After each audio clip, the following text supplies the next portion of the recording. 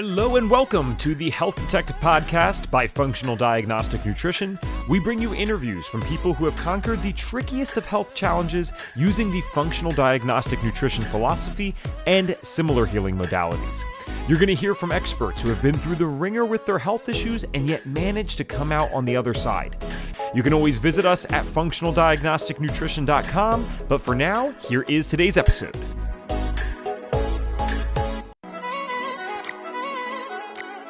Okay, kind of worked. I'm loving is the music in the little intro new? No. That's actually what people hear on the audio side, but I'm wondering, did that just fade into this? Did you hear that in the beginning of this at all? Yeah, I did. Okay, Yeah. all right. Well, we will troubleshoot that next time. But hello and welcome back to another episode of the Health Detective Podcast by Functional Diagnostic Nutrition. My name is Evan Transu, aka Detective Ev, and I will be your host for today's show. Really co-host because it is Lunch and Learn with Lucy, and we are on episode number 19. 19 very long weeks of doing Lunch and Learn, and we've skipped a few weeks, so even longer than that, right? We're almost at half a year probably now, I would bet at this point. And if you are listening on the audio side, I don't think you would have even understood what we just tried to do. But on the video side, we have this 30-second countdown because the program that we use, sometimes there seems to be a delay in the stream. So I never want people to miss anything. So I tried to play our intro music with our 30 seconds. It's good, but it's not great. So we will get that figured out. Lucy, how have you been? It's good to see you. Thanks. It's good to be back. I feel like it's been a while, although I did do that one last week with Dr. Gonshaw. So yeah, it's good to have you back, to be back together. I do have a cough. I'm going to try and mute myself when I need to cough, but I apologize for anyone that gets an earful of that. No worries. And if it helps at all, the button M on this program will just mute you on and off. So it allows you to do that. Pretty easy. All right. We're going to be talking about sleep, circadian rhythm, circadian biology today. Now, I want to be very clear about something. Sleep is a huge thing that we talk on in the FDN course. Some of the things that we're going to be mentioning on the more circadian biology side are not necessarily taught in the course. And the only reason I'm saying this directly is because on Lunch and Learns, our promise to you always is to try to take these concepts from the FDN course and deliver them to you in a more simplified way and for free. Not that you can get the entire FDN course for free. That would never be possible on Lunch and Learns, but you can kind of get a good feel for, hey, do I like this kind of content? Is this something I would want to do in the future? And if it's out of your, means to do it right now, at least you can get a lot of great information and apply it to your own life. Or if you work with clients, apply it to their lives. Now, the one thing I will put as a disclaimer on that is whenever you have Dr. Gonchar on, I don't know that I would consider that high-level overview, right? I didn't see what you guys did last week, but I'm guessing that was not as simple as you and I sometimes go. No, I mean, Dr. G's like, he loves to dive into the science. We had like a slide deck. He's giving a presentation, and I would definitely say it's not as deep as we can go in these things. I feel like you could talk about something like that for hours, but definitely went a bit deeper than we normally do on these lecture ones. It's just how he rolls. Right. And so we have, I'm going to be talking to Lucy about this actually once we're off air, but it was an idea that came yesterday from a podcast that we did with one of our clinical advisors, Paula Reed. I highly recommend that you go and check that out. It would have been the episode released right before this. Unless you are on audio, then just do your due diligence to search, because if it's not on the audio yet, it's definitely on YouTube. But if you watch on YouTube or on Facebook, then it is the video immediately before this. And we had over 30 people live, Lucy. We did a deep analysis on the Dutch test. And so it kind of sparked this idea of, can we take some of these Lunch and Learns and make them more lab and learns? We're already bringing in people like Dr. Gonchar. We have these clinical advisors. So stay tuned for that. I'm going to talk to Lucy about that. We got a marketing meeting today. I'll talk to them about that there, but the people seem to want that, and we'd like to give the people what they want. Today, let's talk about sleep. And I want to start by saying, based on your story, Lucy, I don't think I've ever talked about this directly, but based on your lifestyle prior to the world of natural and functional medicine, you sound to be someone like me who might have trended slightly, just slightly, towards the lifestyle of someone who stayed up a bit later. Would that be correct, or? Yes, absolutely. I was very much, actually, even when I was younger, I feel like I must have had insomnia or something. Like I don't know what it was. I've not looked into it. I've read it's some kind of form of like self-punishment, like staying up past midnight. But yeah, even as a kid, would always struggle to go to sleep. And as a young adult, I didn't want to go to sleep. Mhm. So I was very much I was definitely in the like the party hard, very little sleep category for sure. But thankfully that changed. Yeah, I was in the same boat. It was pretty extreme actually looking back, and I don't think I ever viewed it that way because like I had some friends who would do something similar enough, or at least I thought. I never really understood until I got older that the majority of my Yep. friends, even in high school, it's not that they didn't. I mean, on weekends, yes, they stayed up late, and it's not that they didn't stay up somewhat late in the weekdays, but late for them and late for me meant different things, and I don't think I understood that. Late for them might have meant 11:30 when we have school at 7 the next day, which for a teenager is bad. You should be going to bed a lot earlier. Late for me often meant 2, 3, or 4 in the morning, and that's how I lived a lot of my life from basically, I think it was almost 7 or 8 years old on. 7 or 8, it was still kind of an ebb and flow. Like some days I'd be good, some days it was off.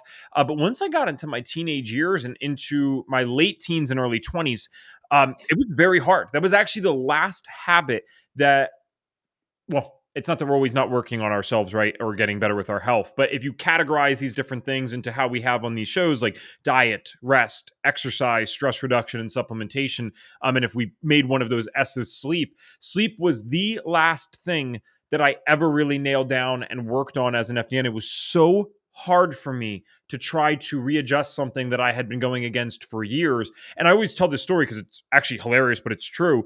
I was so off at one point. Like, how you get into this space, Lucy, and you just start adding like different steps as you learn more. But you look back and you're like, okay, I was doing really well in certain areas and terribly in others. So there was a point where I was probably 19, 20 years old, and I'm staying up till 2 to 3 in the morning. I did intermittent fasting. I ate completely organic. I was eating paleo at the time. I just moved from vegetarianism to paleo. And my final meal of the day, I'm not joking, was at 12 in the morning. So I intermittent fasted from 4 in the afternoon, I ate from 4 in the afternoon until 12 at night. I intermittent fasted the rest of the time. And so it's so funny, like looking back, because I don't consider myself a dumb guy. I'm not the smartest in the world, but I like to believe I'm aware enough of these things. And it's like I was exercising well. I'm eating higher quality food than any 19-year-old I knew. But since I had these like misunderstandings of what sleep or these other areas would mean, I mean, looking back, that's ridiculous to have as a schedule. You know what I mean?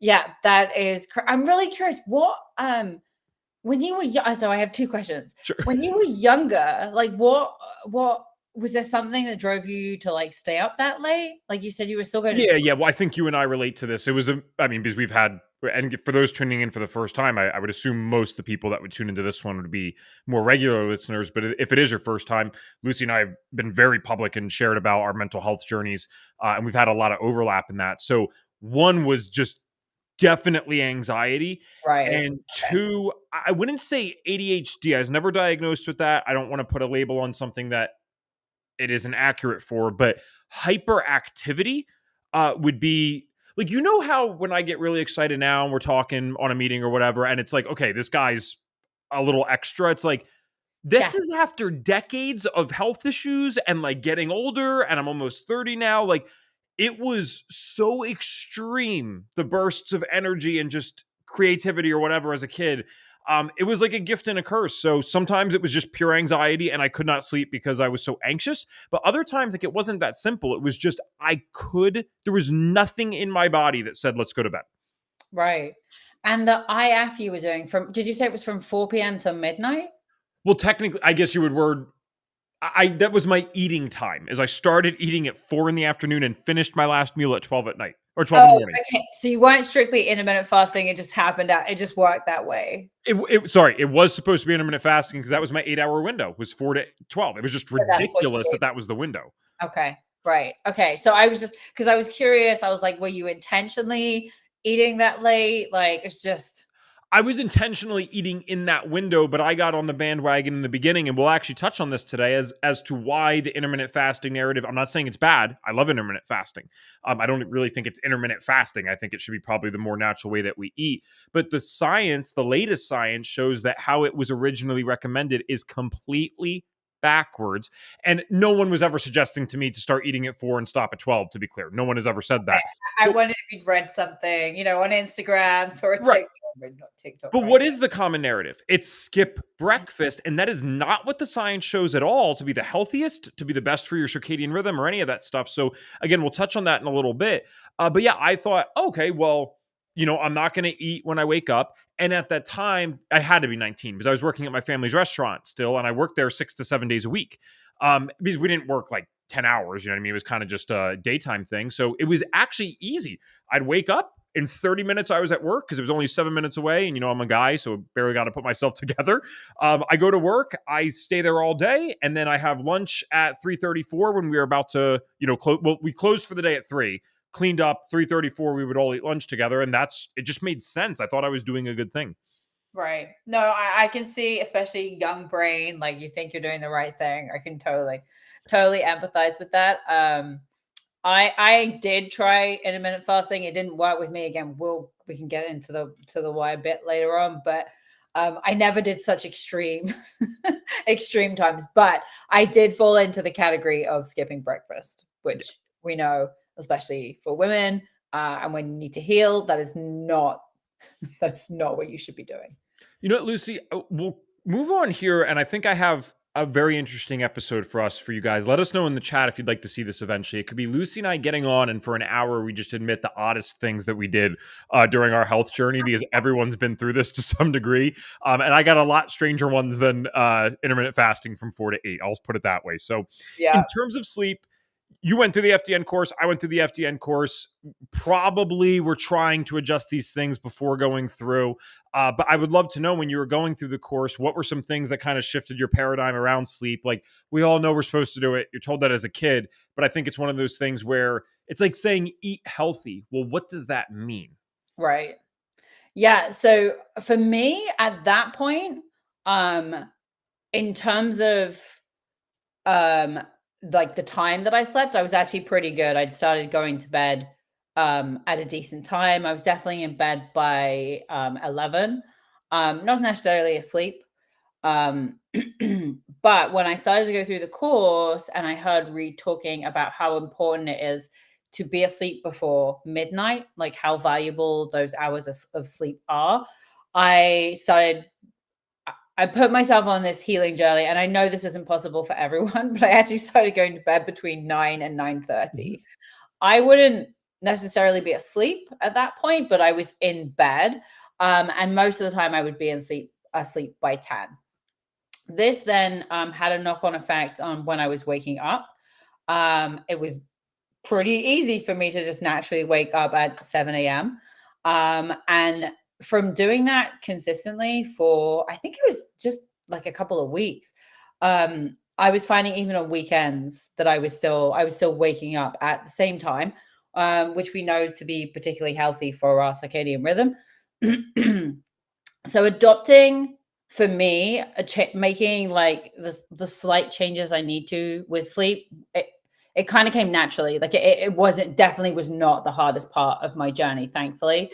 And I feel like I needed lots of sleep to go through the healing that I went through. So thankfully for me, that wasn't a struggle. However, I have worked with clients where it's really been a struggle.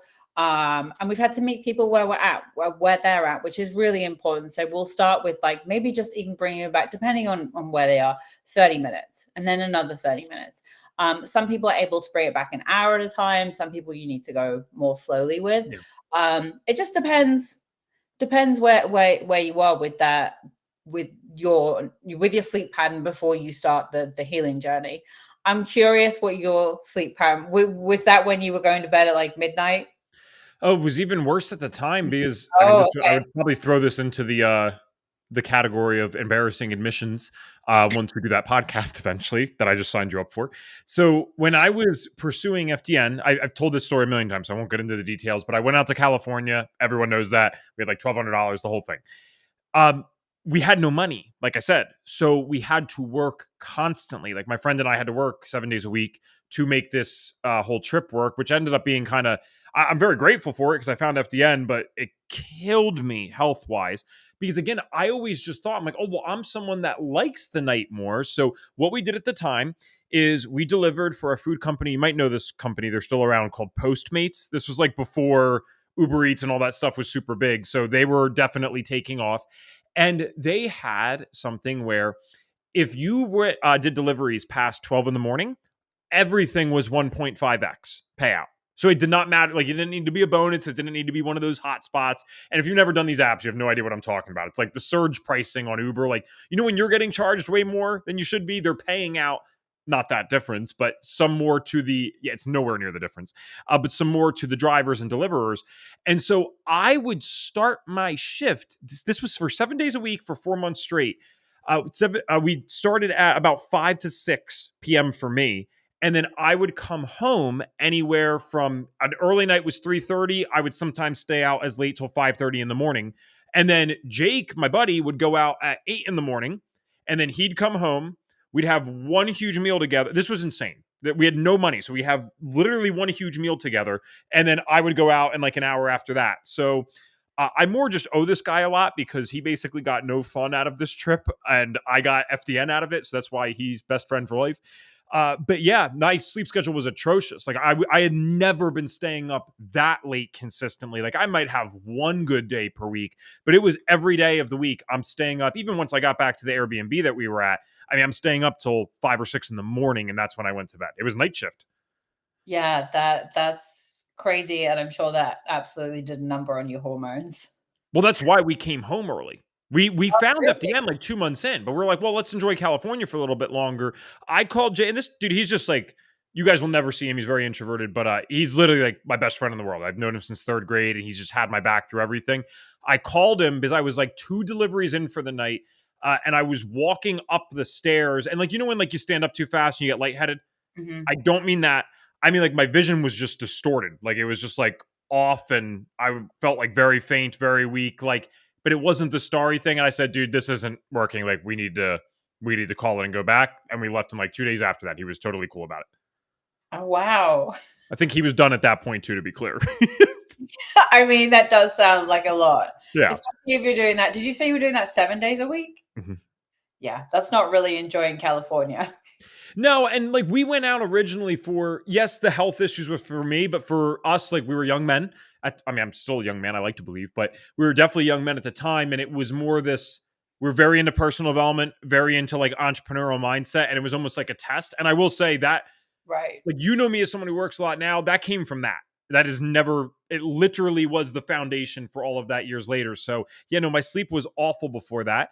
And then I came back and I wasn't this far out long in the course yet, Lucy. That's the funniest part. When we came back from California, I started waking up at 6 and going to bed at 10 because I took the flip side entrepreneurial mindset where I'm getting yelled at by these people that said, you need to wake up early. So I literally started the sleep thing, never because of health, but because of the motivational tapes I was listening to. I mean, whatever works. If that's what worked for you.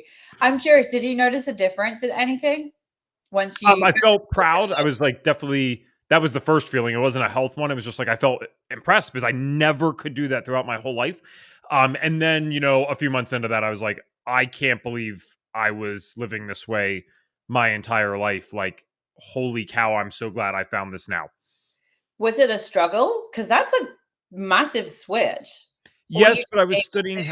I feel like I'm being interviewed. I I like this. Thanks, Lucy. I always have to do the opposite. I was studying health very actively, and then I found Dr. Jack Kruse, who, yes, I know is a controversial figure, but I don't think anyone would deny that the man's freaking brilliant. And so that was 21 years old, and indirectly, I didn't talk to him, but he indirectly introduced me to the circadian biology side. It's why that's like my main passion in the health stuff. And I learned about the blue light blocking glasses.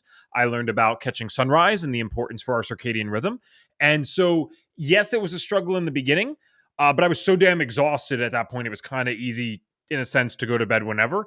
But when I learned about the sunrise and sunset thing and then blocking blue light at night, that was a part that might even be part of it with my journey. It's like, maybe I'm everyone gets stimulated by blue light. We know that, but maybe I'm someone who's a hyper sensitive person to it. Cause I have to sleep in a pitch black room, if I don't, not only will I subjectively believe that my sleep is worse, I mean, my Oura Ring score will drop by like 10 points. Huh. I'm talking like a little light coming around the curtain, like pitch black for me versus that is, I don't know if that's a genetic thing or what, but it's a massive difference. Okay, I think that must be something you're super sensitive to, Mhm. because ours are just cheap light blocking curtains. They're not really, and we have like gaps and stuff, especially if one of the cats comes in and like knocks it. And my sleep score is consistently in the 90s. So Mhm. I don't think I'm as affected by that. Oh, clearly I'm not as affected by that as you are. So, well, let's give them some practical tips here because it's like this is like our radio show at this point. I feel like someone's like driving to work right now and like listening to our talk show or something. So, Having a here's some of the things that we learned. And for me, this is coming as someone who struggled with this all of my young life and teenage years. And if I had known about the sunrise sunset thing earlier, I don't know how much faster I could have gotten this on track. So this is worthy of, a 4-hour podcast. We'll keep it short just with the action steps right now. And you can go back to podcasts that I've done before. I've done entire podcasts on the show, probably like 50 to 100 episodes ago was the last one, on circadian biology and sleep updates. You can kind of see that in the title. So one of the things that you need to do is be very aware, and this is not to fear monger, it's just to be realistic. Anytime that you are exposing yourself to artificial light, you are doing the wrong thing. And anytime you are exposing yourself to natural light, of course, with the exception of you can't go out in the middle of the day in summer when you've never gotten light in your life. You're going to burn, unless you're ethnicity that would not allow you to do that. I get it. But without that extreme, anytime that you can be outside is a good one. So what that means is people always ask, like, well, how long do I have to get out in the morning? Like, how long before bed do I have to put the blue light blockers on?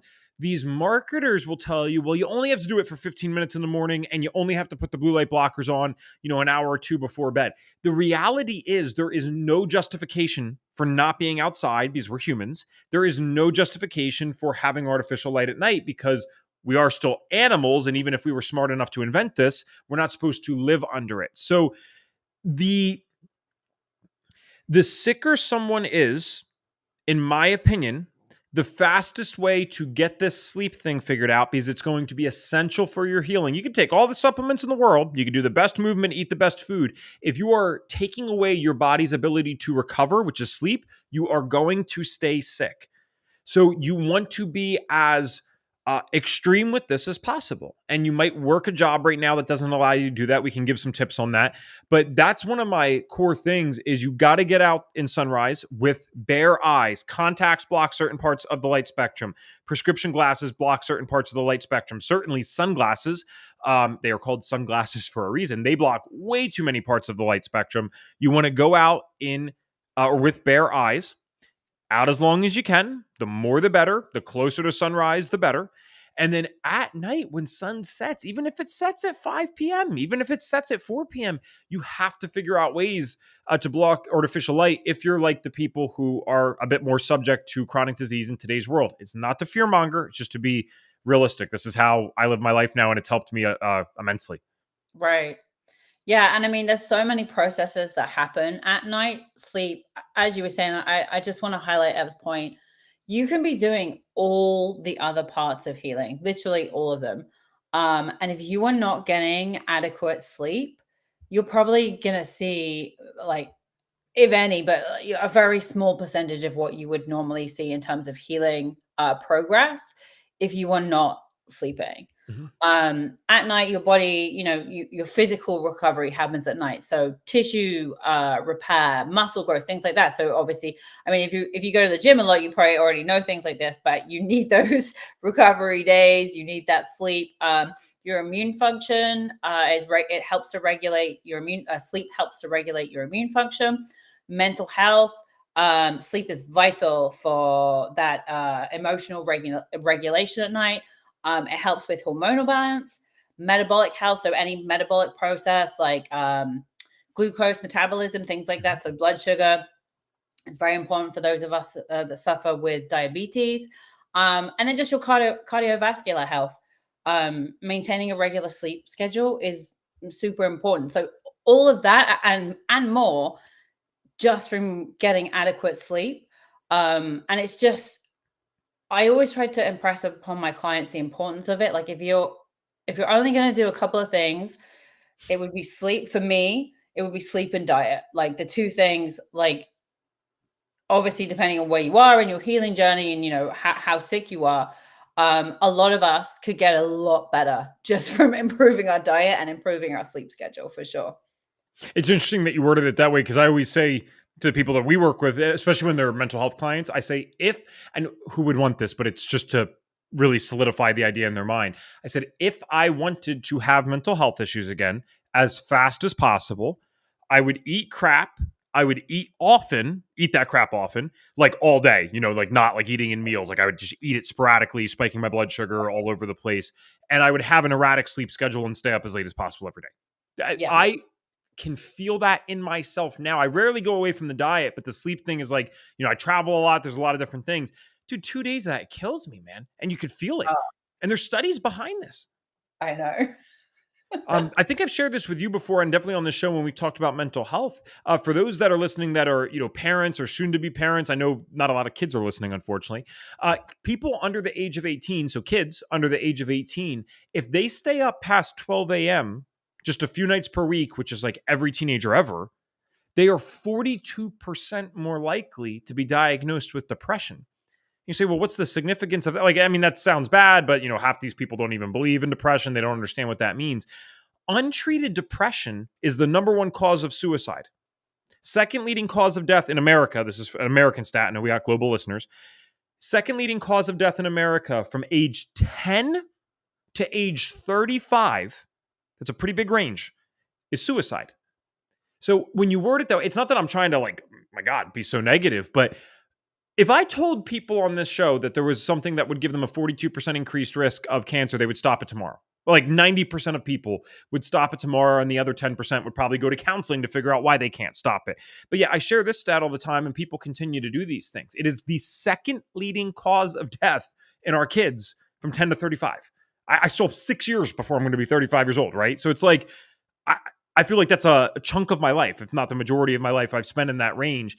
And the second leading cause of death is this thing that if I just got to bed on time, I would at least eliminate the number one cause of it. So I hope that's not confusing, but I mean, that's the weight of this. That's how serious it is. Yeah, it is a huge factor. And I think it can be hard for people to relate to if it's something that they haven't experienced themselves. It's just such a, like, how do you explain depression to someone? Like it's so hard.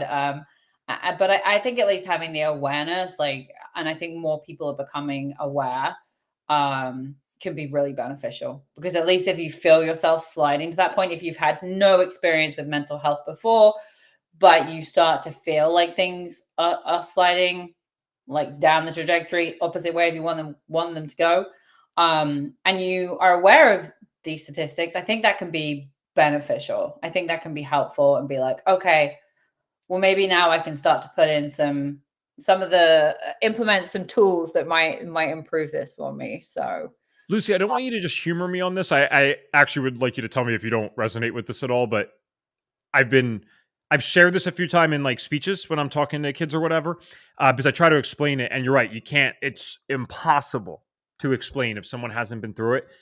But like, the saying of glass half full, glass half empty, right? yeah, And then if you see just a half full glass and you see, oh, well, it's almost full, you're an optimist. And if you see it almost half empty, you're a pessimist.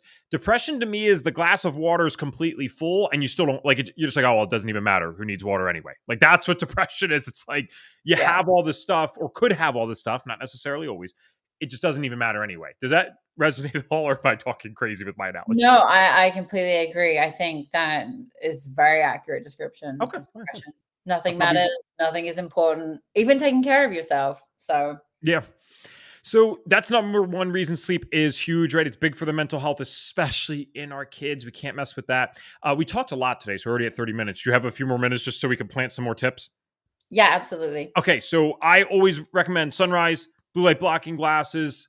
Get real ones. Bond Charge is great. RA Optics is great. Those are companies that actually measure them under a spectrometer, which means they actually block the parts of the spectrum that you need. What are your best tips to help people get this figured out? Because especially with the mental health clients you've worked with, both depression and anxiety can greatly affect sleep in a very negative way. So how do you help those people? So I kind of already touched on this, but meeting yourself where you're at. So if you are going to bed at 3 a.m. right now, um, and you've kind of got a history of struggling with sleep, I wouldn't advise being like, I'm gonna go to bed at 9 p.m. I've never seen it work. Doesn't mean it can't. Like you said, you managed to do it, and that's awesome.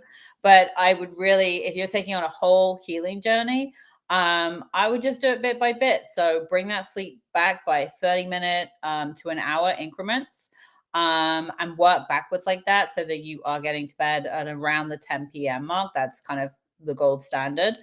The other thing I would advise people is to finish your food, like have your last bite at least 2 hours before you go to bed.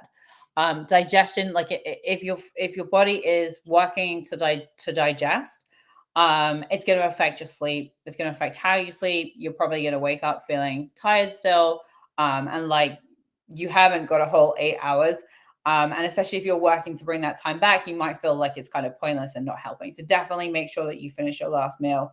If we're going for the 10 p.m. mark, no later than 8 p.m. But I'd actually advise eating earlier than 8 p.m. if you can.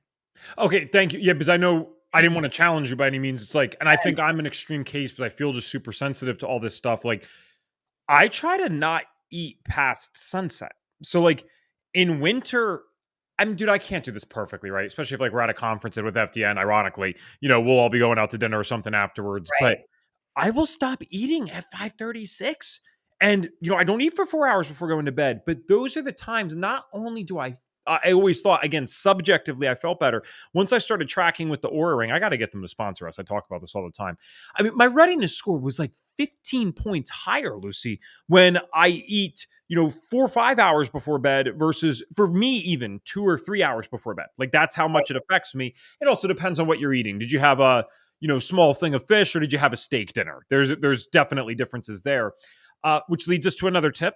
So I mentioned this in the beginning, how the the narrative around how to intermittent fast is not in alignment with the studies.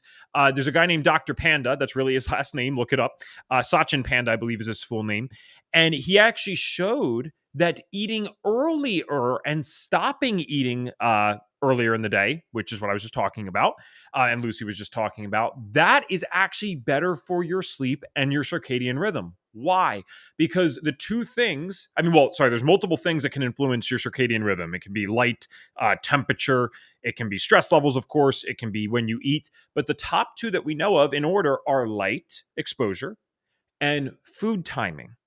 So you have these little peripheral clocks, they're called, on these different organs in your body. And when you eat at certain times, it sets the stage for them. So this one's always confusing to me because I kind of wonder, how would my ancestors have had access to a larger meal first thing in the morning? And then you look at places like Spain or Italy where they eat later in the day and they seem to be doing okay.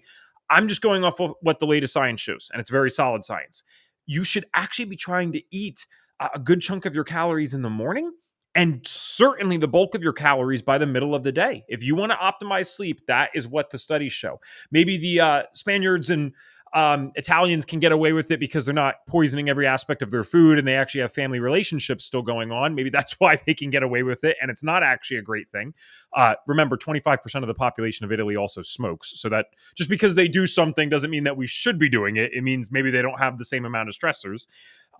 So definitely start eating earlier. And if you're not hungry, that's actually a sign that something is wrong. I would actually go get your blood work done and measure your leptin levels. Usually leptin resistance is the reason that someone is not hungry in the morning. It's not the only reason, but it can be one of the main reasons. So we've talked about the sunrise, blocking blue light, giving yourself that grace almost is how I would word what you talked about, because you're right. You're not going to be able to adjust this overnight. It does. 15-minute increments is probably a really solid one, and that could still be tough. Your body really gets entrained to these Right. certain patterns. We talked about the food timing. Do you have any last little tips? Is there any? I mean, I hate to do this because you don't want to use them generically, but are there any supplements or other modalities that can kind of help assist people temporarily while they're getting better? So you could get like a melatonin, a prolonged release melatonin to help with like adjusting your sleep schedule. But again, that's not something you want to rely on long term. Just if you're really struggling to adjust that sleep schedule, you're trying to pull it back and you just find like it's not working. Or perhaps you're someone that wakes up a lot during the night and you want solid sleep. Taking something like prolonged release melatonin can be beneficial, but again, it's not something you should be relying on. It's not something that you should be taking every day. And if you're finding yourself already in that situation, then that is an indicator that there are things going on that you need to look into. And maybe you want to get yourself an FDN. Yes. One last thing, if you don't mind, is that okay? Yeah, of course. That I think is worth mentioning is because I think this is becoming, it's not as big in the functional space, but when people come into the holistic space, they kind of think this is a good thing to be using. Be careful. That's why I was hesitant even to mention supplements because we should be able to sleep naturally, but the cannabis use and the other things that people are using, if that is the only thing getting you to sleep right now, I'm all for it. Without sleep, you're going to die. So it's good to have some sleep that's of lower quality than, no sleep at all. But you need to start making a plan for how to get out of that. I've always been very transparent about this. And ironically, of all the substances that I've used in high school, marijuana was the toughest one and has been the toughest one to, really rid myself of. Just because I think maybe there's a justification of, well, you could stop whenever you want, right? But the thing that it does is it destroys REM sleep. So yes, it makes it easier to fall asleep. For many, it makes it easier to stay asleep, but it destroys basically one of the essential phases of your sleep. That's why, and you don't have to comment this. I wouldn't ask anyone to do this, but if you feel comfortable, please do. If you've ever experienced or been someone who had used marijuana for an extended period and then you tried to stop, you get something called REM rebound. So you realize, wow, I wasn't really dreaming at all, or my dreams were a lot less vivid than they used to be. And then you have these insane, intense dreams for the following week after stopping. That's because your body has been out of those phases for so long that it's literally called REM rebound. You can look it up on Dr. Google. So just be careful relying on any type of supplement or substance to fall asleep. So definitely something to check. Yeah, absolutely. I think as like human beings, we do have a tendency to kind of rely on something that seems like simple. It's helping because we only see like surface level. But I think if you are going to use something long term, it's really important to do the full research on it and fully understand like the impact that it's having all over your body, and then make an informed decision about what you want to do. Awesome. Well, thank you, folks. I hope this helped with some sleep tips. And just because we listed them off quick, remember, these are good tips. This is some of the best stuff that we've learned after years and years of doing this. So I know it sounds almost like, oh, is it that good when you list it off fast? But make sure you're actually doing these things. See what happens, and I think you'll be pretty surprised. So I'm going to get off. I'm going to talk to Lucy about this lab and learn idea.